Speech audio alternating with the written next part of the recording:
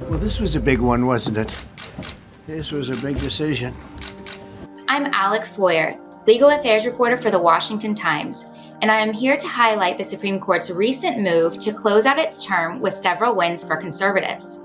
In a 6-3 ruling, the GOP-appointed majority ruled for parents challenging a Maryland County public school system's decision to deny them an opt-out option during an LGBTQ story time. The LGBTQ readings and curriculum targeted kindergartners through fifth graders, but the parents said it ran afoul of their right to raise their children according to their faith.